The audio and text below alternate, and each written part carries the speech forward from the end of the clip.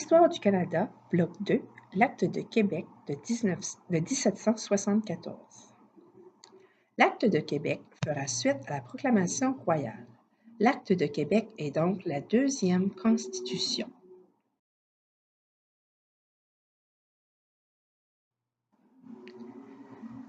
Cette deuxième Constitution, l'Acte de Québec, sera beaucoup plus positive et plus favorable pour les Canadiens français.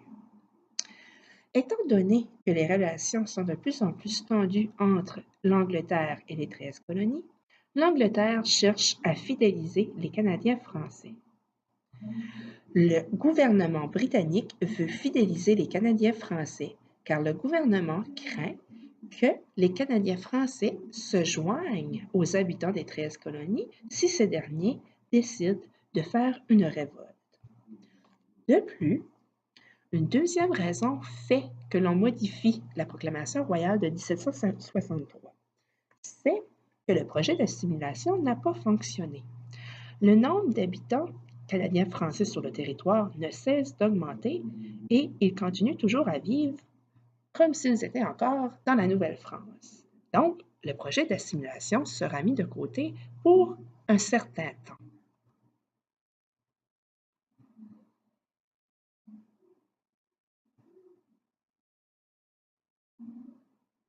Bien que l'Acte de Québec amène beaucoup de changements au niveau territorial, vous remarquerez l'agrandissement de la province de Québec, au niveau des lois aussi, ainsi que de la région, il n'y aura aucun changement au mode de gouvernement.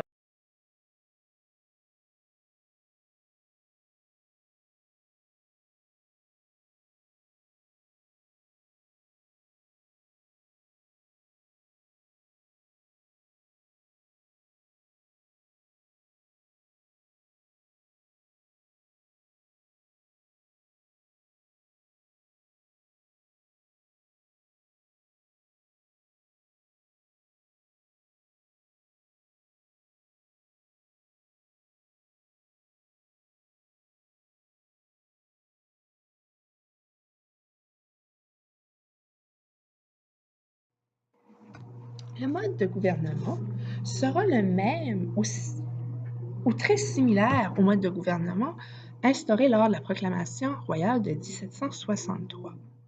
Sous l'Acte de Québec, le mode de fonctionnement sera toujours un gouverneur investi des pleins pouvoirs. Le gouverneur est donc nommé par le roi à l'aide de son Parlement britannique et ensuite envoyé dans la province de Québec afin de la gouverner. Par la suite, le gouverneur a le droit d'avoir un conseil législatif afin de le conseiller dans les décisions à prendre.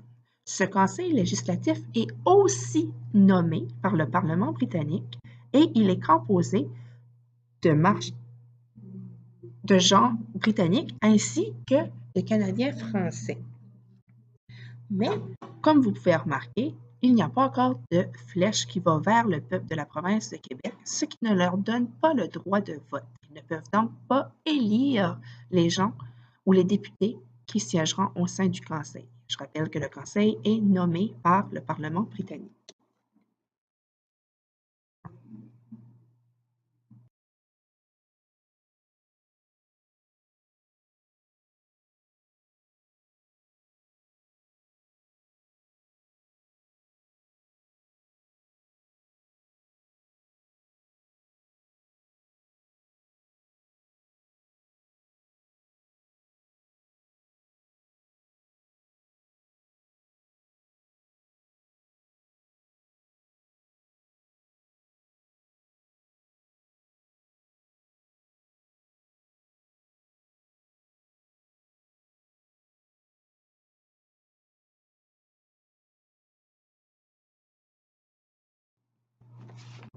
Au niveau des lois, il y aura beaucoup de changements au niveau des lois. Le premier changement sera l'abolition du serment d'Utesse. Donc, dorénavant, les Canadiens français qui voudront accéder à un travail au sein du gouvernement ou au sein de l'armée n'auront pas à renier sa religion. Donc, on abolit le serment d'Utesse. Deuxièmement, les lois civile et criminelle anglaise qui avait été instaurée lors de la proclamation royale de 1763 seront remplacées par ce qu'on appelle la coutume de Paris.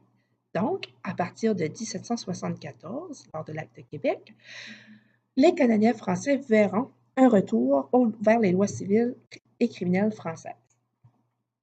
De plus, la langue française sera reconnue en tant que statut juridique, ce qui veut dire que les documents officiels du gouvernement seront rédigés en anglais ainsi qu'en français. Et finalement, grand gain pour les propriétaires de seigneuries, le régime seigneurial sera à nouveau reconnu sous l'Acte de Québec de 1774, ce qui permettra aux seigneurs de retirer tous les bénéfices liés aussi à la seigneurie.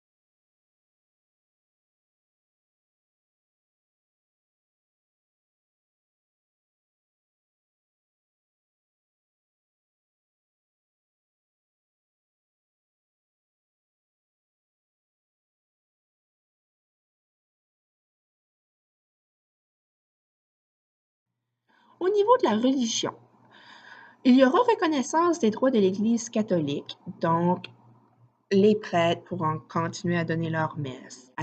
Les prêtres seront remplacés lors de décès. Les gens pourront continuer à pratiquer leur religion comme bon leur semble.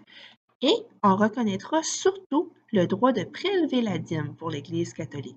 La dîme étant une taxe payée par les habitants qui permet par la suite à l'Église de pouvoir s'améliorer ou aider les plus démunis de la société.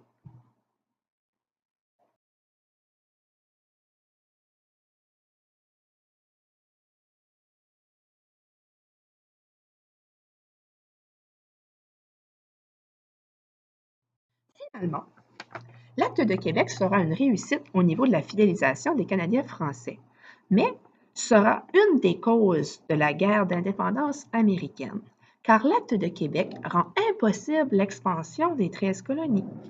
Deuxièmement, les colons américains voient d'un très mauvais œil la faveur faite par le gouvernement britannique aux Canadiens français de la province de Québec. De plus, cet agrandissement de la province de Québec fera le bonheur des marchands anglais, car ceux-ci obtiendront un plus grand territoire sur lequel ils pourront pratiquer leur commerce de fourrure. Parce que si vous remarquez bien, la partie bleue désignant maintenant la province de Québec sous l'Acte de Québec de 1774, vous remarquez que la province a été agrandie pour inclure les Grands Lacs ainsi que le nord du fleuve et du golfe du Saint-Laurent jusqu'aux terres de la Compagnie, la baie d'Hudson. Donc, très grand agrandissement pour le territoire québécois, mais vous remarquerez aussi que le territoire autochtone, lui, a rapetissé sous l'Acte de Québec.